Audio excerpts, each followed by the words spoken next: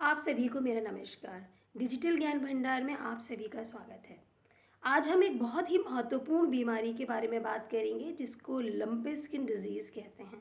यह बीमारी हमारे देश में अभी तक नहीं होती थी और ये बीमारी अफ्रीका से हमारे देश में एंटर हुई है और अब लगभग पूरे देश में ये फैली हुई है। यूपी में भी इसने बहुत ही विकराल रूप धारण कर रखा है। आइए डिस्कस करते हैं कि यह बीमारी कैसे फैलती है, किसके द्वारा होती है, क्या लक्षण होते हैं और क्या उपचार हैं। अंत तक आप इस वीडियो को देखें। अंत में हम इसके ट्रीटमेंट के बारे में डिस्कशन करेंगे। अब उससे पहले अगर आपने इस वीडियो को, इस चैनल को लाइक नहीं किया है तो इसे लाइक कर लीजिए, इसे सब्सक्राइब कर लीजिए ताकि पशुओं से रिलेटेड, एनिमल से रिलेटेड बहुत सी बीमारियां हैं जिनका डिस्कशन हम समय के साथ साथ करते रहते हैं। चलिए शुरू करते हैं।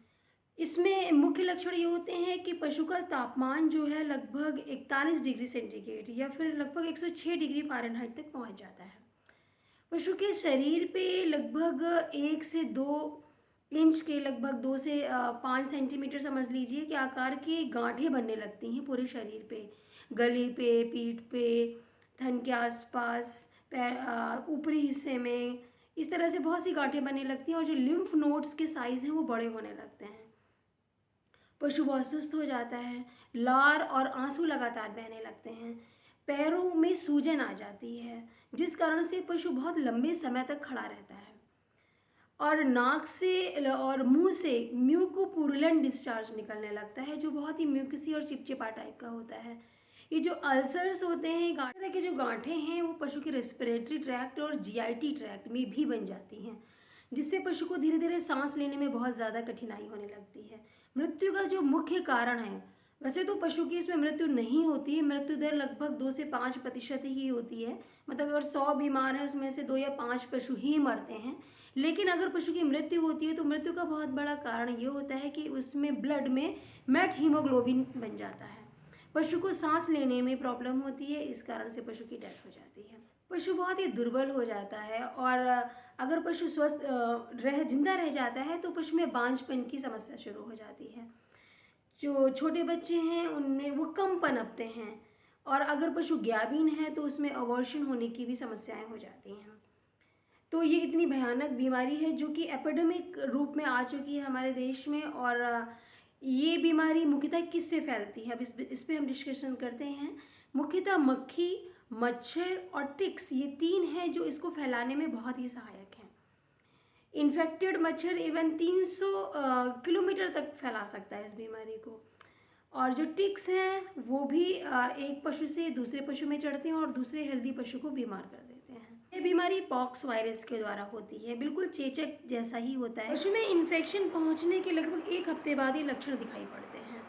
और पशु जो है, गांठें जो हैं वो स्किन के साथ साथ नीचे के पोर्शन को भी कवर करता है, मसल्स तक ये गांठें होती हैं और ये बहुत ही पेनफुल गांठें होती हैं क्योंकि लैब में जब टेस्ट किया गया तो इन गांठों में वो एंजाइम्स पाए गए जो कि पेन इंड्यूसिंग होते हैं, मतलब जब पेन होता है तब ये पाए जाते हैं, वो सभी इन गांठों में पाए गए।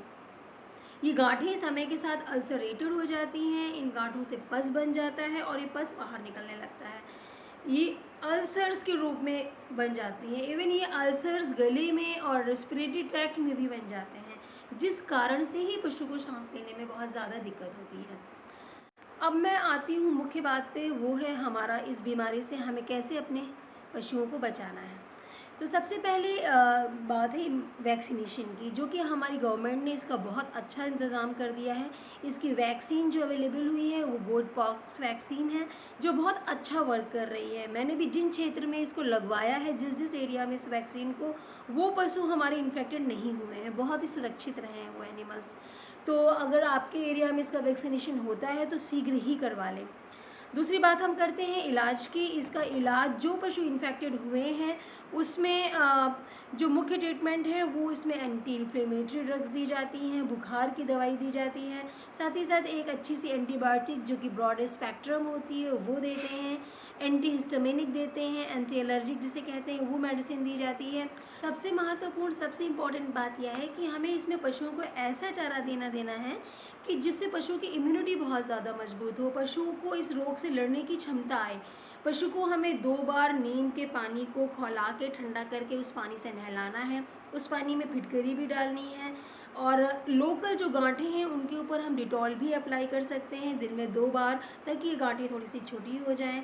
मेथिलीन ब्लू का भी इस रोग में बहुत अच्छा रिजल्ट देखा गया है। मेथिलीन ब्लू एंटीवायरल के रूप में बहुत अच्छा रोल अदा करता है। साथ ही साथ डोरमैक्टिन इस बहुत अच्छा रिजल्ट दे रहा है, जो मैं फील्ड में देख रही हूँ। डोरमैक्टिन को जब लैब में यूज़ किया गया तो ये एंटीवायरल इफ़ेक्ट भी देता है। तो अगर वीकली इसको लगवाते हैं हम 3 बार, तो इसका रिज़ल्ट बहुत अच्छा आया हुआ है। होप सो ये वीडियो आपको अच्छा लगा होगा। अगर आपको ये वीडियो अच्छा लगा है तो प्लीज़ इसे अपने साथियों के साथ शेयर करें। इससे रिलेटेड कुछ होम्योपैथिक दवाइयाँ भी बहुत अच्छा अपना रिजल्ट दिखा रही हैं। तो होम्योपैथिक दवाई के रूप में मैंने एक वीडियो पहले से भी शेयर किया है कि कौन सी होम्योपैथिक दवाइयाँ हैं जो बहुत ही कारगर हैं। पशुपालन विभाग की अन्य जानकारियों के लिए चैनल को सब्सक्राइब करें। Thank you.